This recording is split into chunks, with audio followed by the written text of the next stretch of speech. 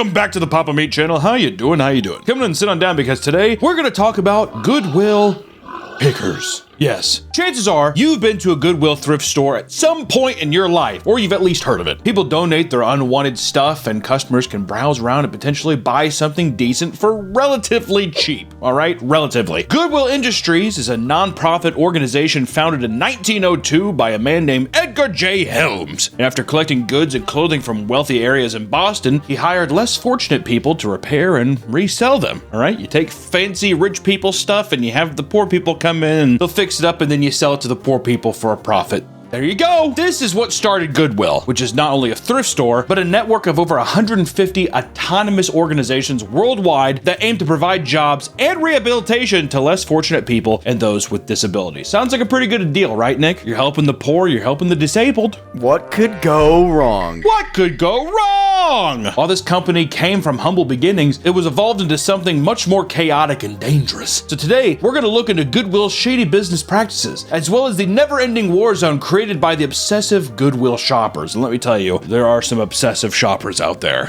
all right? Goodwill, despite seeming endlessly charitable, is not without its controversies. Like with everything, you're gonna have a little something shady, but Goodwill just, it goes off and it says, you know what, we're a charity, we're a non-profit. And that's where this thing gets a little dicey in my opinion. Goodwill uses a large percentage of the revenue to fund training programs for those that struggle to find work, which is a good thing. They also pay enormous salaries to those running each individual organization, and some CEOs like Stephen Loughborough received over $904,000 in 2022 alone. This is a nonprofit. It's a nonprofit organization, right? I mean, it's an important job that he's running, Nick. What do you think? Do you think that somebody in a nonprofit should be allocating those funds, or does it seem like a Ponzi scheme to just be like, we'll take a large portion, but then we pay our little crew handsomely? Is that fair or unfair? I think it's unfair. I think if you're a nonprofit, just like the Hank Hill episode, remember when they freaked out? We made profit! We made profit. While it's common for nonprofit organizations to pay their higher-ups good salaries, they are typically scaled down from traditional for-profit businesses for the sake of public perception because, once again, for-profit is different than nonprofit. Our company's not supposed to make money. We're supposed to take everything that we make and give it back to whatever organization. For these people, the people that can't find work, people with disabilities, that kind of stuff. That's the code. At the same time, if I can get a crisp mill off the top of it, why not? Part of why Goodwill customers are still critical of this, however, is due to their belief that disabled workers are exploited by the nonprofit. Okay. Due to a loophole in the Fair Labor Standards Act, Goodwill is able to get away with paying those with disabilities less than a minimum wage. At least they got a job. You found work, but at what cost? This has been reoccurring issues with Goodwill for several years, with reports even in 2011 showing that some were being paid as little as 22 cents an hour. Is this China? Is this China? What are we supposed to pay him? Look at him. It's like a regular employee, like just like putting stuff on a shelf. At our college, Harry used to work with people, I forget what they're called, but they were disabled people working for the college. They would pay them based on, like, the output. Because they're like, oh, you only stacked. You did nothing. At that point, if you're paying somebody 22 cents, is it just to give them, like, a place to be? And if that's the case, then why even pay them? It's like a sense of purpose. It's like giving, like, a child. When my mom used to work for this lawyer, he couldn't see at all, but my mom would hand him blank checks to sign to feel like he's still doing work. So it's kind of like that. Here we go. A big, important check signed off. And she even gave him like a crayon, a crown. But this pen smells weird. That's fine. It's like a coloring book. He's just like, all right, here I am filling out these checks for my important business. In 2019, due to a minimum wage increase, a branch of Goodwill Industries in Springfield sent letters to a dozen disabled workers that were part of the job skills program. They were told they were fired until rescinding their decision and apologizing due to the vicious pushback. What am I supposed to do? Pay these freaks?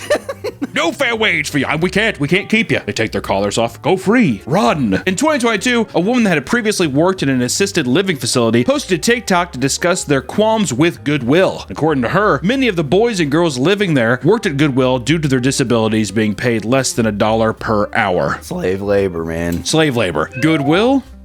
slave labor. Like, I'm sure the person that is like running Goodwill is making, I mean, millions and millions. For a nonprofit, you're just like, can you not throw them off $7.25 an hour? During the job, one woman had soiled herself, and instead of sending her home, they gave her a choice: either keep working or swap to a used pair of underwear sold in the store. She ended up keeping her own pair on and finishing the rest of her shift in her own filth. I personally, as a shift lead, would have been like, why don't you go home? How many more hours you have left in your shift? We'll pay you the 66 cents. You know what I mean? How gross is it too? Go take one of the used panties. Also, let me tell you something else. If you buy something from Goodwill or any thrift store, you don't go home and wash it before you wear it. What's wrong with that? I don't trust that those people are actually washing the clothes before they put them out. I think they wash them, but I'm thinking... They say that they wash them. I think I saw like a blood stain on a shirt one time, and I was like, huh? I think that's when you toss in the trash. Oh, that'll come out. Also, it was like a little kid shirt. I was like, Jesus Christ. Today's episode sponsored by Gamer Subs! We have our own flavor, raw meat! Go drink raw meat right now! Do you like summer in a glass? Then drink raw meat! Gamer Subs, zero sugar, right? Nice caffeine. Or if you don't like caffeine, they have caffeine-free options! Raw meat! Go get raw meat! Use promo code PAPAMEAT on checkout. I swear to God, you're gonna get it, you're gonna love it. Please go buy this. If everyone just got one, right, it would end world hunger. That's a fact. If everyone got one right now, if you're watching this fucking video and you go get it, world hunger's done! Ring-a-ding-ding-ding! Go drink it! Raw meat! Raw meat! That's my flavor. Raw meat! Go drink it. Thank you so much, GamerSubs, for sponsoring this video. Go fucking get this. I'm not even joking. For those that wanted to fight for better treatment in the workplace, their efforts to unionize were met with aggressive and overwhelming union-busting efforts. In 2024, 3 notorious union-busting firms were hired, pressuring people into one-on-one meetings and having their work heavily surveilled. It's funny to think that they brought in union-busting for, like, mentally disabled... physically disabled people, and they're just like, your job's not that hard. What the f are you talking about? And this is far from the only controversy that they've had. In 2017, in Sacramento, Goodwill was fined over $100,000 from safety violations that led to a 26-year-old dock worker being crushed to death by heavy machinery. A truck driver accidentally released a cable holding a trash bin, which had fallen on a worker named Abraham Garza. His skull was pinned between the bin and the trash compactor, killing him soon after. David Goody, who witnessed the tragic accident, was blamed for his death due to supposed negligence, despite warning them on multiple occasions about the company's inadequate training and potential safety hazards. He's like, I don't know how to operate this. What am I supposed to do?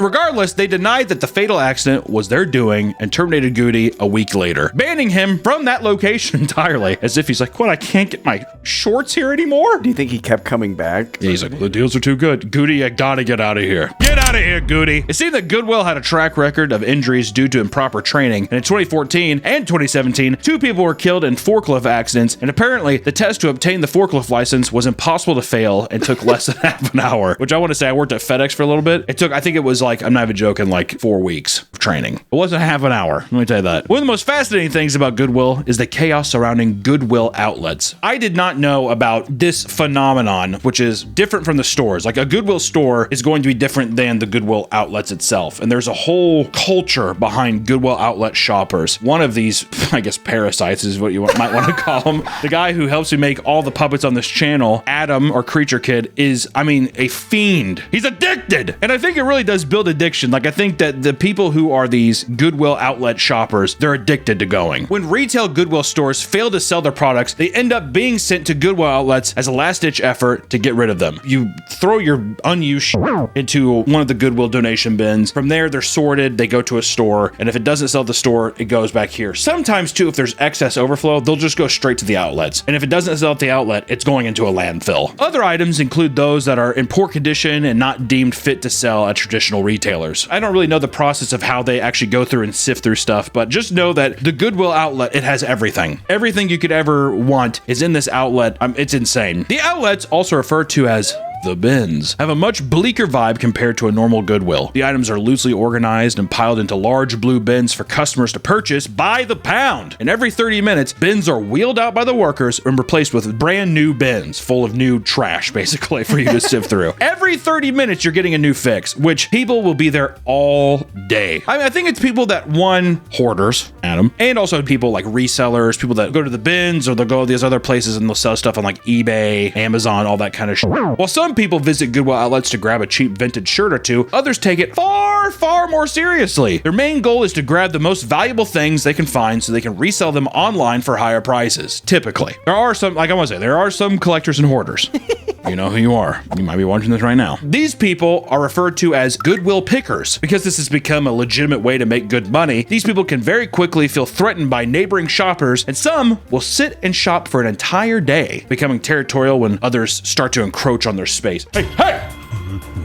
I'm looking at this one. Get out! And they have to box them out and that kind of stuff. Start with people's money, dude. They're so desperate to resell an item that looks valuable that they will sometimes pay people directly in order to transfer it over to their cart. This means they're willing to pay people to have something that still needs to be paid for inside the store. There are many stories of people stumbling across cold hard cash within these bins, like a woman who found $2,000 inside of a dirty jacket, or another customer finding $40,000 hidden inside of a used couch. That's grandma's little nest egg. I mean, how crazy is that? But you hear these stories, and of course people, they'll look through everything. I mean, spend meticulous hours digging through stuff in hopes of finding that. I mean, I would buy a couch, stab it open, and be like, at what point is it, it's worth it? Many bin shoppers advise people to check all the pockets of certain garments, as there's good chance that you might find hidden treasures. Because there's an unlimited potential for big finds like this, shoppers revert to their base instincts, doing whatever they can to survive in an environment reminiscent of the ruthless animal kingdom, right? We're basically calling them like gorillas.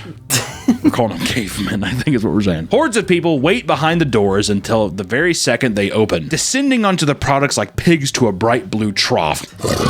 Some stores have shoppers that are so feral that the staff has to scream, push, and shove in order to get them behind the designated line as they begin the next rotation of bins and items. Back! They're like, crawling over. I want to look at that purse! I want to look at that purse! I like to think that the Goodwill, like, the staff too has like batons and We talked about the people earlier getting 22 cents an hour. Those are people at like retail stores. There's no way they're putting handicapped people in these bin spots, are they? I mean, it really, I mean, like pushing those bins, it looks like, reminds me of the Indiana Jones thing. The kids and the carts, whatever. I mean, it reads like, I mean, it looks like slave labor, dude. One poster online admits that he simply does not have the energy to rummage around the newer bins because aggressive shoppers will easily plow through you to get to them. He compares the experience to being a weak, injured animal forced to feast on the scraps left behind by a pack of vultures. It's like, God, dude, get over here. So I can't look through the Chicago Bulls jackets anymore. I'm like a little bird. He also vents about t-shirt bros, referring to vintage shirt-loving people between 18 to 30 that seem to travel in packs, which is true. That's like a huge thing online of people going in like the garage sales and all kinds of stuff for vintage clothing nowadays. You know, it's just like a popular way to resell stuff online. And also, hype beast. Shopping alongside crowds like this often results in physical harm, something that online communities can endlessly attest to. And according to one man, an entire printer was thrown at him out of nowhere from an aggressive shopper. Some have even posted pictures of their injuries, like the woman who specifically shopped at the outlets with her mother in order to act as her bodyguard and protect her from overly aggressive shoppers. And one day, a woman purposely pushed a cart towards her, smashing it into her shin so badly that she almost threw up from the pain. She ended up giving up on returning ever again due to the fear of getting injured. Listen, dude, don't hate the players, hate the game, right? One disgruntled shopper explains how she was bitten by a crazy woman who wanted her to move away from an item she was reaching for. It's not uncommon for outlet shoppers to be threatened or attacked with blades either. In one instance, a man witnessed a shopper slash their own friend's neck over an item they both wanted. What? Another shopper saw a man sprinting around the store, swinging a machete at people. He had to be tackled by guards or removed from the store. In one story, a man found a mug with the words, "Fuck you," on it. The man put it in his cart, only to be nearly stabbed outside by a meth head who was furious over him, taking all the good loot. Getting into pirate territory now. On many occasions, there have been full street fights outside the store due to disputes from competitive shoppers. Even young kids will get into aggressive confrontations over minor disputes, and one shopper was shoved by a Gen Z kid who wanted to grab an item, only for an older man to retaliate by flipping him like a quarter and knocking the wind out of him. People that experience Goodwill pickers know that it's important to bring a large blanket or other type of material to cover the items in the cart when they step away to dig into the bins. Otherwise, you can run the risk of a shopper seeing your haul and stealing from your cart when your back is turned. I bet you there's shoppers that bring baby diapers. They're wearing diapers. Some people will even shamelessly engage in a tug of war with a complete stranger for a garment if it is potentially worth anything, either to them or monetarily. Stealing is a rampant issue to the point where some people will crowd around the the exits just to swipe things out of your hands. Like how the people are like, the Goodwill staff are like, whoa, what can we do? They're here to stay. Things can escalate even further when shoppers encounter organized groups of people that show up with the goal of dominating the entire store. This is detailed in a wild story by an outlet shopper. They were delighted to find a selection of designer products in the bins right for the taking. Oh, out of nowhere, 5 or 6 overweight women entered the store. Overweight women? 5 or 6 overweight women enter the store alongside a man that supposedly, this is what they're reporting, he reeked of. They started targeting random groups of people and harassing them. The shopper even overheard the smelly ringleader directing the large woman to shove older people out of the way. Ew, shove them. Falls over. Their goal was to intimidate the more reserved people so nobody would come for their items they wanted. When someone tried to approach them, they seemingly pretended to be deaf and started acting confused about what was going on around them. Huh? What? Are you holding to me? Yeah, you probably could do without that, but shoppers aren't even allowed to film inside the store. People suspect that it's not just to preserve people's privacy, but to persuade people not to show just how chaotic the outlets on a day-to-day basis are. Also, I think too, because there's so much broken glass, there's illegal shit you could find, all kinds of stuff. I think that if you were able to record stuff and you were able to do that, I think that there's more legal cases that could show up as well. You could cut your hand on glass, or you could find drugs. I know I think Adam or Mariah, she found a gun. Some people will sneak in cameras to make videos showcasing the life of a Goodwill reseller. But not all the people at a Goodwill outlet are aggressive. But in fact, some are just straight up odd. There are people that would enter the store specifically to pick up and smell the dirty underwear, having zero intention to actually buy any of the products. One man in particular made people so uncomfortable that he was banned from the store. That's fucked up. No, it's not. To go in there and be like, He's not hurting anyone. Yes, you are. He's what? Like, in a way, he's hard, for sure. There's no way he's like, oh, I mean, like, come on. He's probably like, oh, of course you'd be like, oh, come on. You can't smell some used panties? He's like, uh-oh, period panties. Puts it over his head. Walk around, he's like, they call him Frankenstein. One frequent shopper recounted a man that would show up just to sniff the used bedding and furiously masturbate on them almost every night. How about that one, Nick? Well, how about that one? That's different. If you're masturbating, that's different. What do you think? The guy's going, he is hard. Does it not make you uncomfortable that a guy is hard, actively hard? If I told you right now when I was recording, I'm like, I record only when I'm hard. That'd be a workplace. If that's we need to put a curtain on your door or something. There needs to be, you need a lock on your door. How many people, like when you go to Costco, how many people you think are hard? I would assume not a lot. But they're out there to roam free. Okay, let me tell you the difference. This, if you went to Costco, if somebody went up to like a panty section, a guy, he had a Costco dog and he was eating his,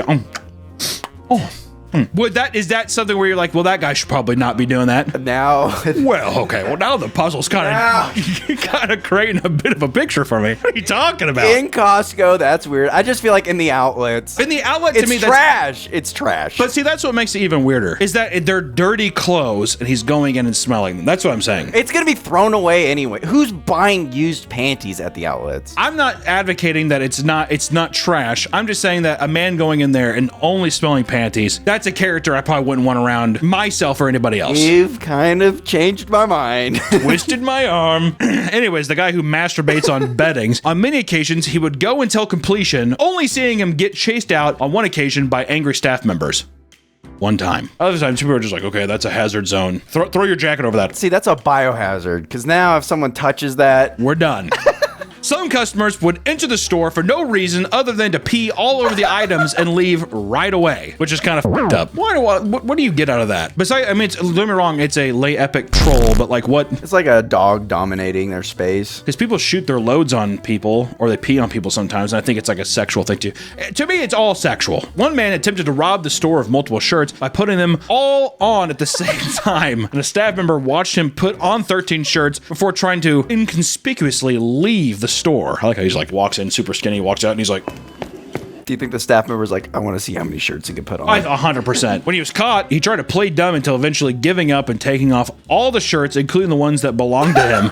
He walked out of the store shirtless. I would too. I'd be like, I'm sorry, there you go. You guys can keep and resell that one.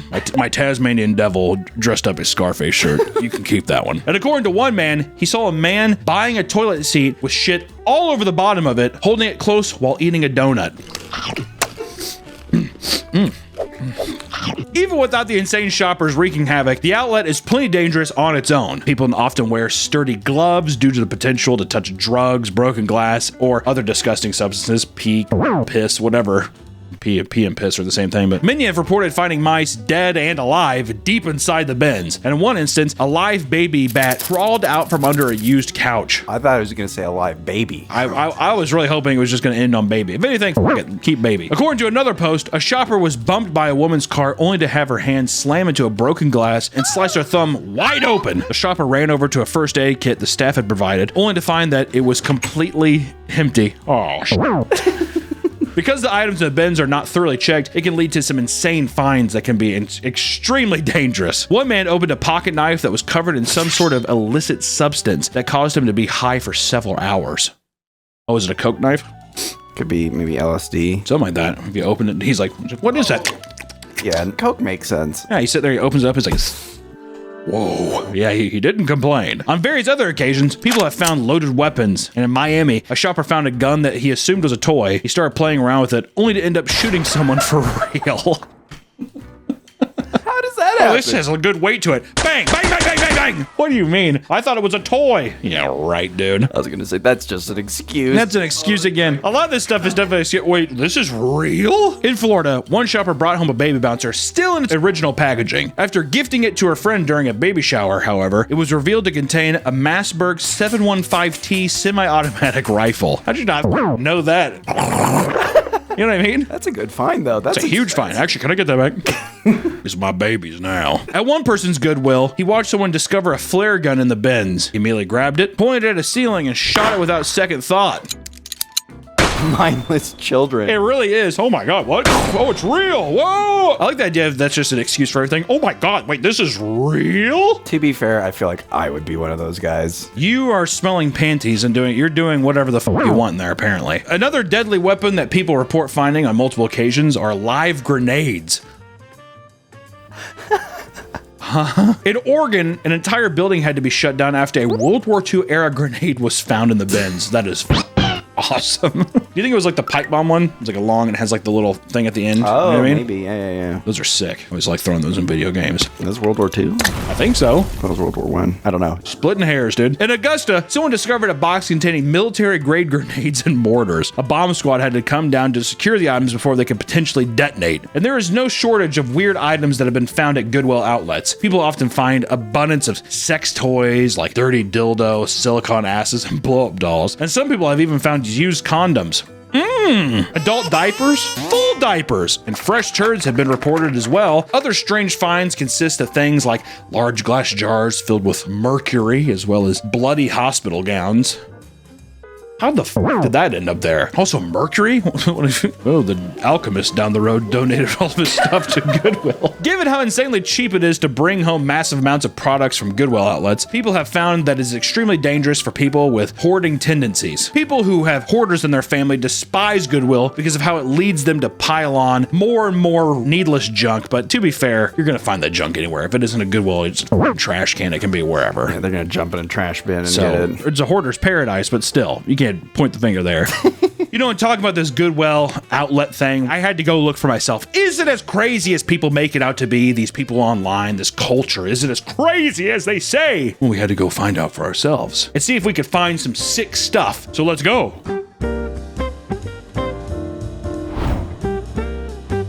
We should leave $100 for them to fight.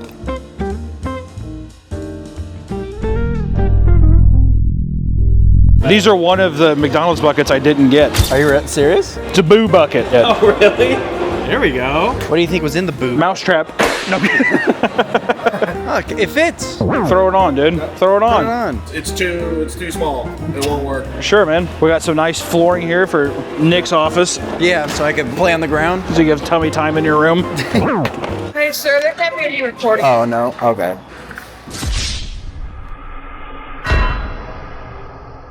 Hey everyone, this is Adam at Creature Kid, and today we're talking about the Goodwill bins. My favorite place to shop that I try to get everyone to go shop at. Hunter and Nick like to make fun of me about the Goodwill bins, but my love and passion for it is more of salvaging things that are moments away from being thrown away. Some of the things we found over the past couple days, this is a tiny beautiful silver-plated piece here. There's probably 1920s. We're gonna use it for a movie prop, so it's exactly what we need. This tiny little violin here is about as tiny as it can get. This is a perfect prop we're gonna use that only cost a couple dollars. If you know Pokemon, you know what that is. Shadowless Blastoise. At a perfect time, we were working on a project that was The Thing influenced. This was in a box of DVDs. It's Pro-Life, which is a horror movie, autographed by John Carpenter right there. One of the weirder things is a gold tooth in the bottom of a purse. You see it with the root still on it. This beautiful watercolor painting. I mean, look at that, insane. The only thing written on it is a little cutout, Angel's Cooking,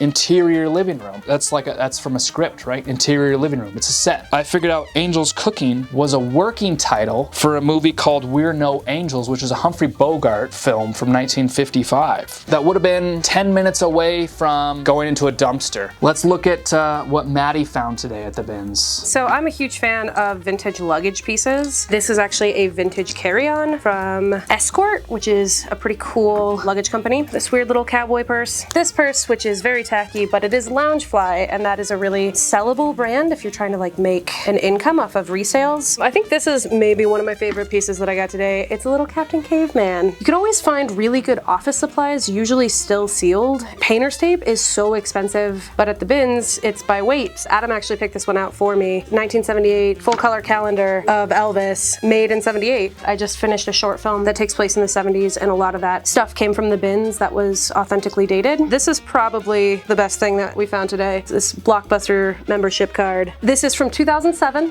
so it's a real antique. This is a VHS tape. It contains the OJ trial. In short, the bins is the best. It's great for the environment. It's great for history. The bins is just the greatest. There's no downside to it, except for where's the money going? Because it's not going anywhere good, I'm sure. It's always fascinating to see just how quickly people let greed take over them when coming to the face-to-face with a good deal. Whether it's Black Friday deals or cheap used clothing, it seems to turn people into complete animals, going absolutely feral. As dangerous and insane as Goodwill outlets can get, people swear by them as a way to find hidden treasure and always come back for more. If you're going to attempt visiting one of these stores, just make sure to do your research and prepare for the worst. You never know if you'll end up being accidentally dosed by a loose needle or find a live grenade. Or a baby. Or a baby. Hopefully you find a baby. We'll see you in the next one. Bye-bye.